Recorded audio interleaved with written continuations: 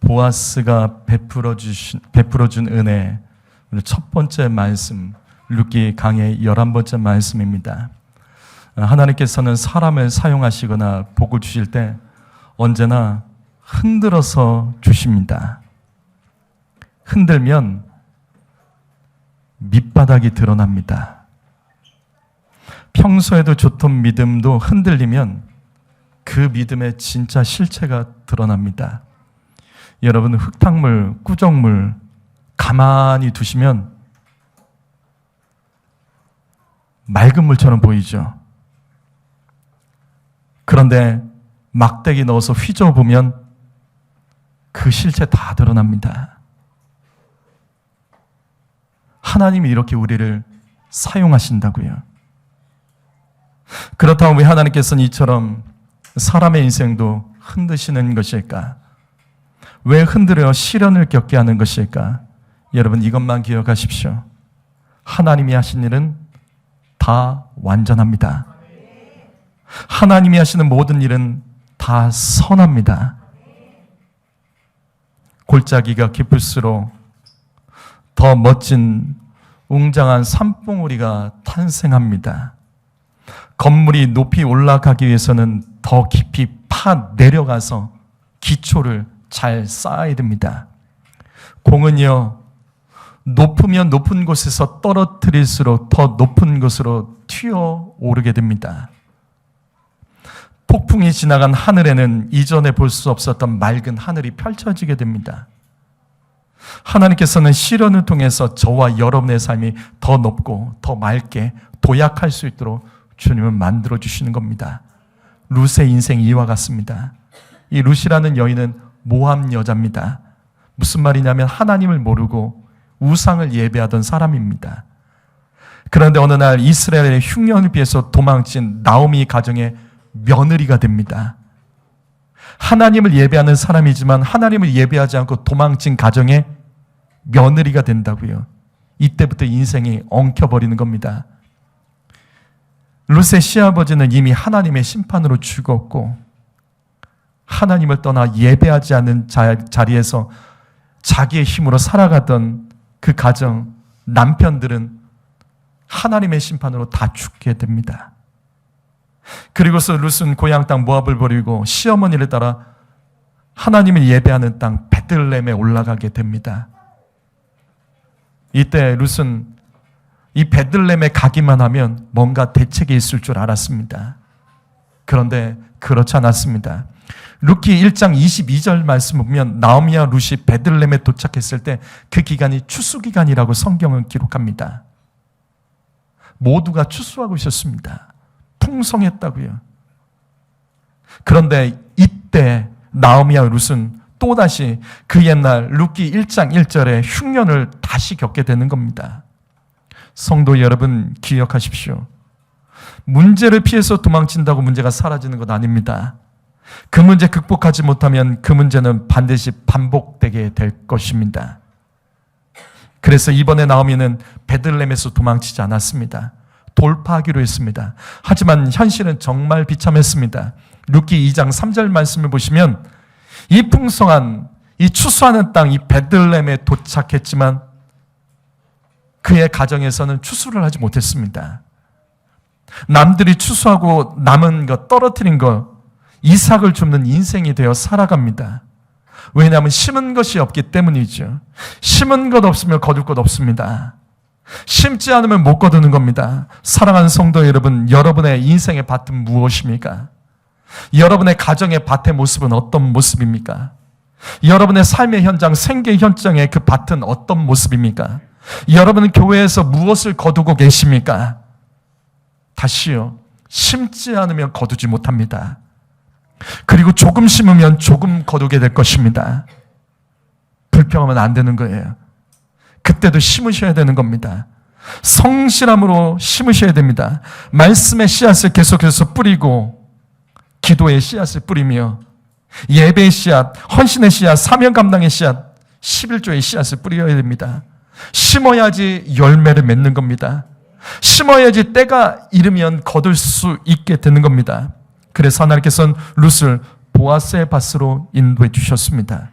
여기 보아스가 누구냐면 지금 이 말씀처럼 이 룻의 시아버지였던 엘리멜렉의 친척, 즉 혈육이었습니다.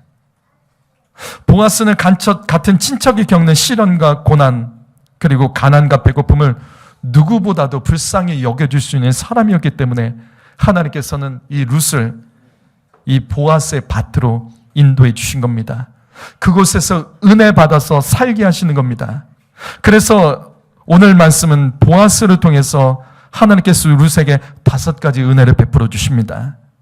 그리고 이 방식은 하나님께서 오늘날 우리의 삶 속에서도 동일하게 은혜를 베풀으신 모습과 똑같습니다.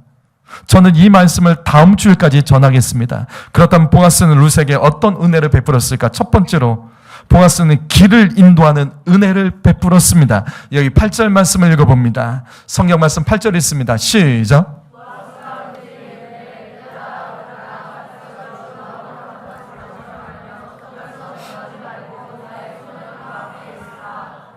지금 보아스는 룻에게 가야 될 길을, 너가 가야 될 길, 룻이 가야 될 길을 제시합니다.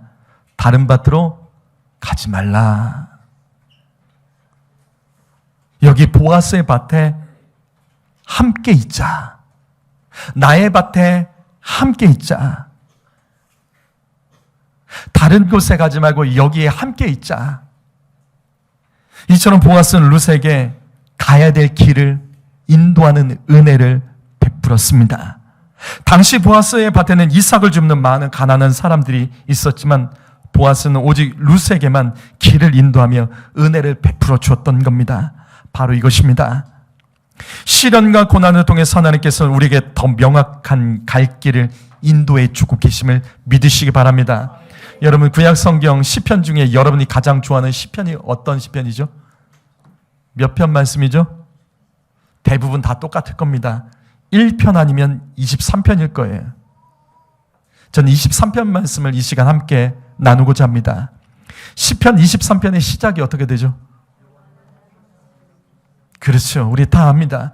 여호와 나의 목자시니 내게 부족함이 없으려다. 그가 나를 푸른 풀밭에 누이시며 쉴 만한 물가로 인도하시는도다. 맞습니다. 하나님은 우리가 부족함이 없도록 인도하시는 목자 되신 하나님이십니다.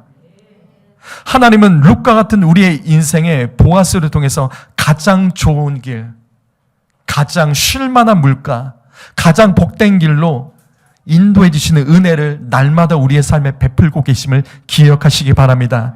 그런데 이 시편 23편은 다윗이 기록한 시입니다. 그렇다면 이 시편 23편, 이 말씀, 이 시편의 23편의 배경이 혹시 뭔지 아세요? 시편은 배경이 기록되어 있습니다. 그러나 시편 23편은 배경이 기록되지 않고 다윗의 시라고만 적혀 있어요. 시편 23편의 배경을 아십니까? 뭘까요? 여기에는 풀어가는 몇 개의 구절들이 있습니다. 사망의 음침한 골짜기, 내 원수 여호와의 집에 영원히 살리로다. 이것을 통해서 이 시의 배경을 어느 정도 예측할 수 있습니다. 이 시의 배경이 뭐죠? 그래요. 많이 알고 있을 겁니다. 이 시는 다윗이 자신을 죽이려고 하는 그 아들, 그러니까 아들 압살롬이 아버지 죽이고 왕이 되려고 합니다. 얼마나 급했는지 아버지가 급하게 예루살렘을 떠났을 때를 배경으로 하는 시입니다. 이때 다윗은 아들이 자신을 죽이려 하는 이 비참한 현실보다 그 예루살렘, 그 나의 성전, 나의 교회에서 예배하고 싶은 마음만 가득했던 거예요.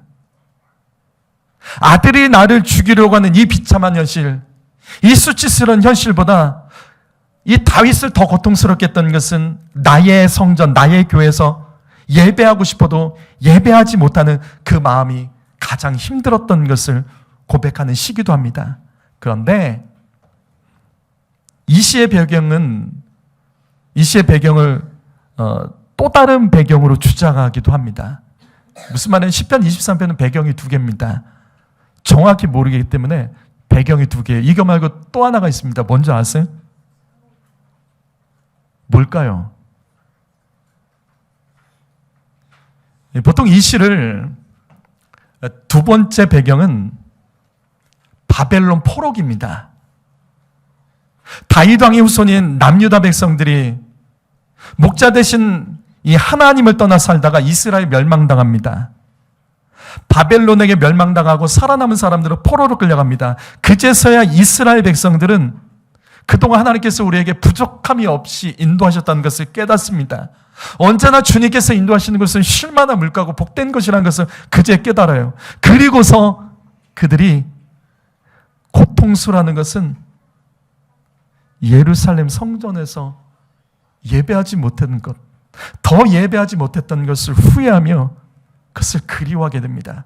그래서 시편 23편의 마지막 결론이 여호와의 집에 영원히 살리로다, 이 말씀으로 끝나는 거예요.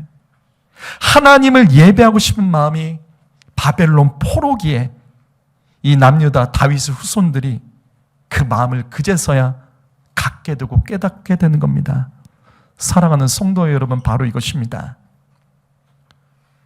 여러분의 사망의 음침한 골짜기는 무엇입니까? 여러분을 괴롭게 하는 내 원수는 무엇입니까? 성도 여러분, 그때 지금 이 말씀을 기억하셔야 됩니다. 그래도 성실하십시오. 기도하는데 성실하시고 성실하게 성전에 와서 예배하셔야 됩니다. 교회에 가까이 하십시오. 감사를 잃어버리고 교만하게 내 교회를 욕하지 마십시오. 그때 은혜 받아야 됩니다.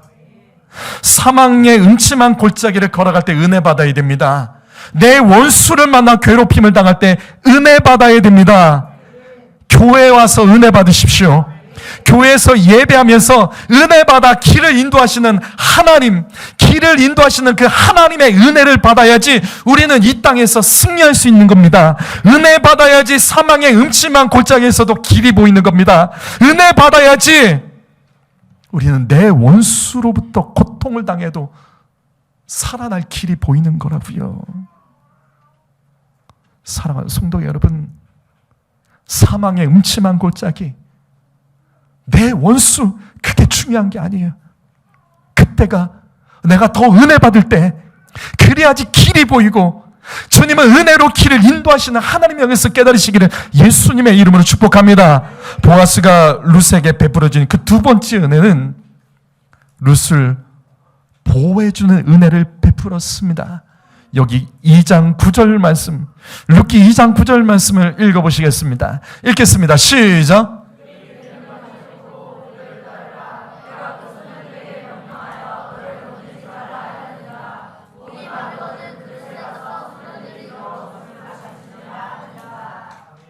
베들레헴에서 룻은 이방 여인입니다. 거기다가 룻은 남편이 없어요. 남편이 이미 모압에서 죽었습니다. 그리고 보아스가 5절에서 룻을 가리켜 소녀라고 말합니다. 이것을 볼 때 룻은 당시에 젊고 아름다웠다는 것을 알 수 있습니다. 그래서 주변의 남자들은 룻을 가만히 두지 않았을 거예요. 희롱했을 겁니다. 이 남자 저 남자 툭툭 건드려 왔겠죠. 더구나 이삭을 줍는 일터에서 힘없는 가난한 여인에게 이런 일들은 아주 자주 일어날 것입니다. 그래서 보아스는 밭에서 일하는 일꾼들에게 명령합니다. 아무도 룻을 건드리지 말라. 그녀가 목마름 속에 고통받지 않도록 일꾼들이 마시는 물을 같이 마시게 했습니다. 이것은 보아스가 룻의 보호자가 되어주겠다는 선포였던 겁니다. 사랑하는 성도 여러분, 지금 여러분 중에 룻과 같이 무방비의 인생이 있으십니까? 누가 건드리면 무력할 수밖에 없는 인생을 살고 있는 분이 계십니까? 누군가의 보호와 도움이 필요한 성도님이 계십니까? 그렇다면 오늘 말씀 기억하십시오. 은혜 받으셔야 됩니다. 은혜 받으면 하나님이 보호해 주십니다. 룻기 2장 12절 말씀 읽어보겠습니다. 읽겠습니다. 시작.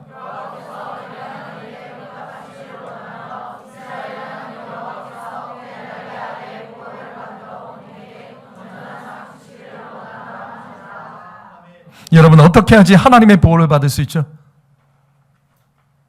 어떻게 해야지 하나님의 보호를 받을 수 있죠? 여기 룻이 보호를 받게 된 이유가 뭐예요? 룻이 보아스를 통해서 하나님의 보호를 받게 된 이유가 뭐죠?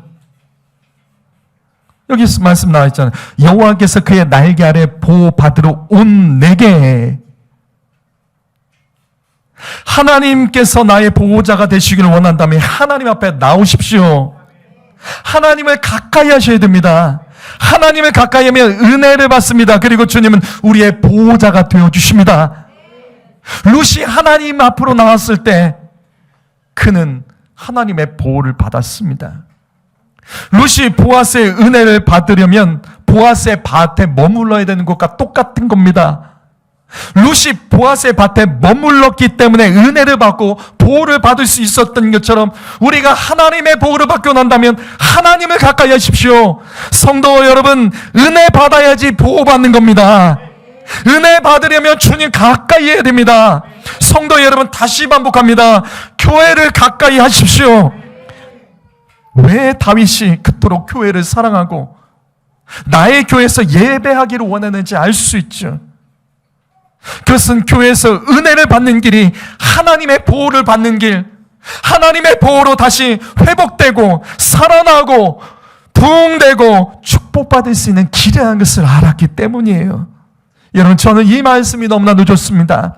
여기서 온전한 상이라는 구절이 있습니다. 이 온전한 상이라는 구절은 히브리어로 넉넉한 상, 풍족한 상이라는 뜻입니다. 무슨 말이냐면 하나님의 보호를 받아야지 넉넉해지고 풍족해집니다. 하나님의 은혜를 받을 때 풍족해지고 넉넉해집니다. 먼저 내 교회에서 은혜를 받는 것이 결국 이 땅에서 넉넉해지고 풍성한 인생이 되는 길입니다. 신명기 32장 10절 말씀 읽어볼까요? 읽어봅니다. 시작.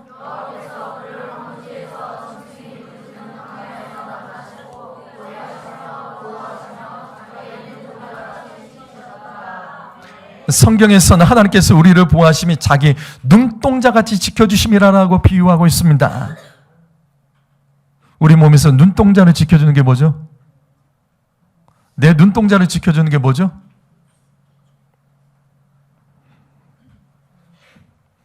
제가 이렇게 찌르면 어떻게 하실래요?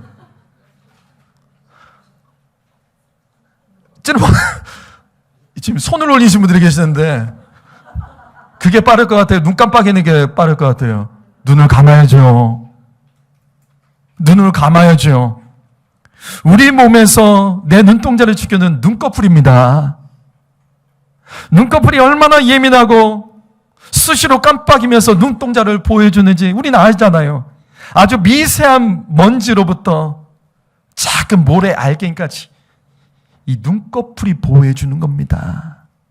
눈꺼풀이 얼마나 신속하게 눈동자를 보여주는지 세상에 이런 말도 있죠. 눈 깜짝할 사이에 하나님이 이렇게 우리를 보호하신다는 거예요. 하나님께서 우리를 이렇게 아주 신속하고 예민하게 보호해 주신다는 겁니다. 바로 이겁니다. 그래서 은혜 받아야 됩니다. 세상의 어떤 복보다 은혜 받는 것이 축복입니다. 은혜 받으면 하나님께서 눈 깜짝할 사이에 신속하게 우리를 도와주시고 보호해 주십니다. 작은 먼지 모래알갱이 그 어떤 것으로부터도 예민하게 반응해 주시며 보호해 주시는 하나님인 줄 믿습니다. 시편 31편 23절 말씀, 너희 모든 성도들아 여호와를 사랑하라. 여호와께서 진실한 자를 보호하시고, 시편 145편 20절 말씀, 여호와께서 자기를 사랑한 자들을 보호하시고, 이 말씀에 공통적으로 나오죠. 하나님을 사랑한 자를 주님 보호하십니다. 바로 이겁니다. 은혜 받으려면 하나님 사랑하셔야 됩니다. 은혜 받으려면 하나님 사랑하셔야 됩니다. 주님의 몸된 교회를 사랑하시고 예배를 사랑할 줄 알아야 됩니다. 그럼 은혜 받는다고요. 은혜 받으면 하나님께서 사랑해 주시고 보호해 주십니다. 유다서 1장 24절 말씀 읽어볼까요? 있습니다. 시작.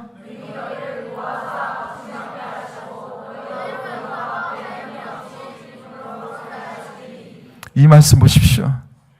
하나님의 보호를 받아야지 거침이 없어지는 겁니다. 인생에 거침이 없어지는 것은 하나님 보호를 받으면 거침이 없다고요. 주님의 보호를 받는 사람이 무엇을 두려워하겠습니까? 거침이 없지요. 바로 이것입니다. 은혜 받을 때 거침이 없어지는 겁니다. 은혜 받아야지 주님께서 보호해 주시는 겁니다. 자꾸만 하는 일이 가로막히고 벽에 부딪히는 성도가 있습니까? 되는 것 같은데 결국 그 자리를 맴도는 성도님들 계십니까? 거침없어지려면 하나님 보호받아야 됩니다. 내가 내 인생을 보호할 수는 없다고요. 하나님의 보호를 받으려면 은혜 받아야 됩니다. 하나님을 사랑해야 됩니다. 교회를 사랑하고 예배를 빼앗기지 마십시오. 그러면 주님의 보호를 받고 거침없는 인생이 될 줄 믿습니다. 저는 이 말씀 믿습니다. 특별히 청년들에게 권면합니다. 예레미야 3장 4절 말씀 우리 읽어보시죠. 우리 다 같이 읽어보시죠. 시작.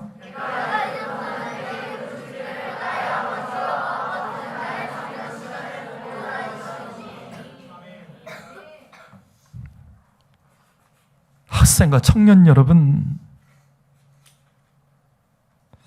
여러분의 그 학생과 청년 시절에 하나님 아버지께서 나의 보호자가 되어달라고 부르짖어 기도하십시오. 세상은 말합니다. 너의 스펙을 쌓아야지 성공한다. 너의 인생은 스스로 개척하는 것이다. 너 자신을 믿어. 세상에 눈치 주지 말고 너가 하고 싶은 거 해. 성공의 기도는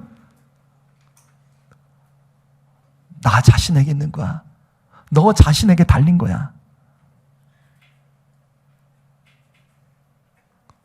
교회에서도 이런 말하는 성도가 있습니까?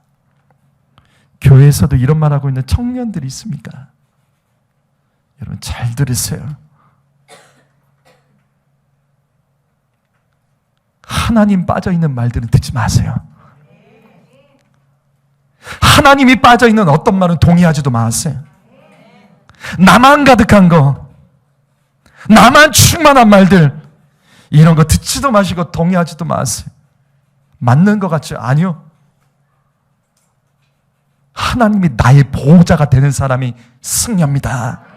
다시 예레미야 3장 4절 말씀, 하나님 아버지께서 나의 보호자가 되어달라고 부르짖어 기도해야 되는 거예요.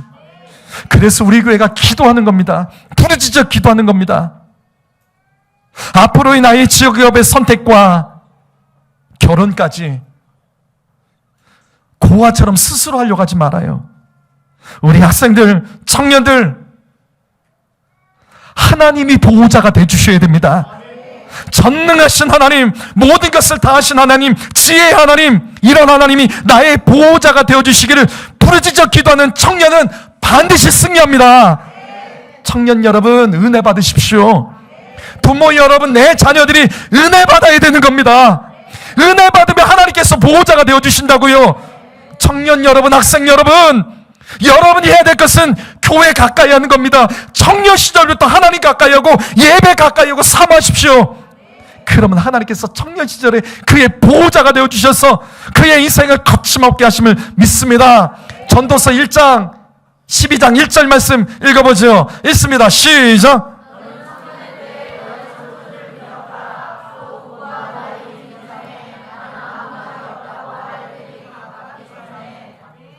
제가 이 말씀 여러 번 반복했죠. 우리가 교회에 나와서 예배해야 된 이유는 말씀에 지도받기 위해서요. 너는 청년의 때에 창조주 하나님을 기억하라. 무슨 뜻이죠? 저는 이 말씀을 수없이 반복했습니다. 이게 무슨 뜻이죠? 너는 청년의 때에 너의 창조주를 기억하라. 무슨 뜻이죠?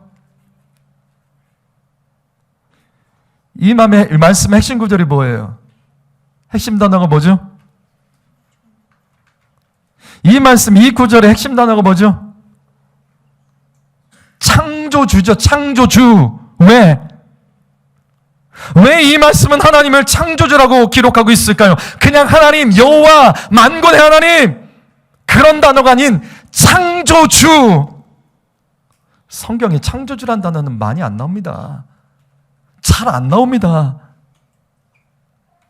근데 청년들을 향해서 인생의 한 살이라도 젊었을 때 우리 모든 사람들 향해서 주님께서 주시는 말씀, 너는 청년의 때 창조주를 기억하라. 무슨 뜻이죠? 이게 무슨 뜻이에요? 창조주라고요.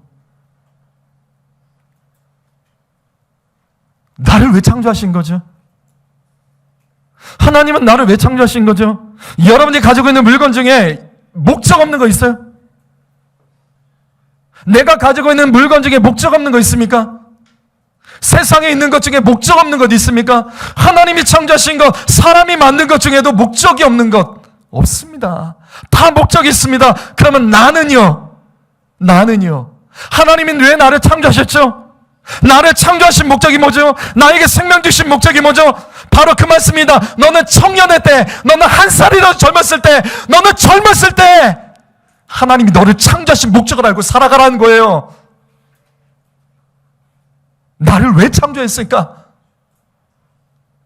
목적 없이 살지 말고, 세상에 쓸데없는 소리 듣지 말고, 하나님이 나의 창조주 하나님이신 것을 믿는다면, 나는 하나님께서 무엇 때문에 이 땅에 태어나게 하셨을까? 그 목적을 가지고 빨리 한 살이라도 젊었을 때, 하루라도 젊었을 때 내가 살고 싶은 대로 사는 것이 아니라 생명 주신 하나님의 목적을 찾아서 살아가라는 겁니다.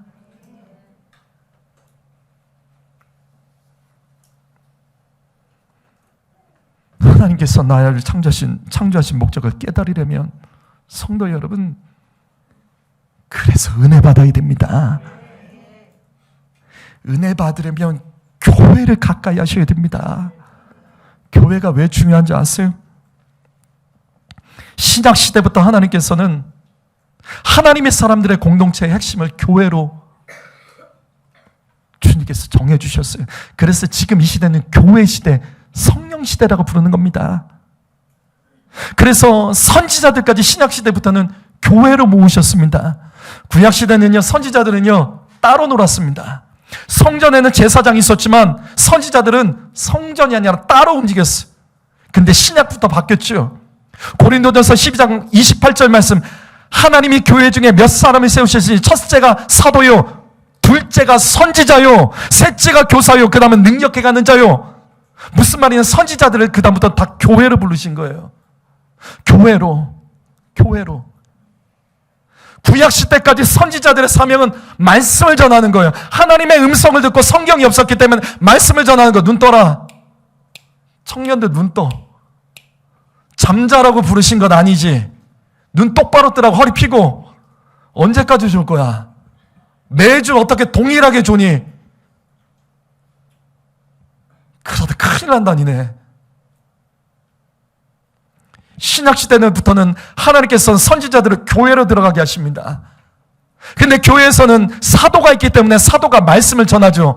그래서 신약시대부터는 선지자들의 사명이 기도입니다. 기도. 말씀과 기도가 균형을 이루도록 하나님께서는 사도와 선지자를 같이 사용하시는 거예요. 교회가 그래서 중요한 겁니다. 교회가 이 땅의 희망입니다. 교회가 무너지면 그 땅은 선교할 때 사용될 수 없습니다. 교회 중심으로 예수 믿지 않으면 예배가 무너지고 다음 세대 잃어버립니다. 여러분의 자녀 남은 여러분들 자녀들 신앙지도 어디서 할 거예요? 내 자녀, 내 후손들 신앙지도 어디서 하실 거예요? 교회입니다. 교회밖에 없습니다.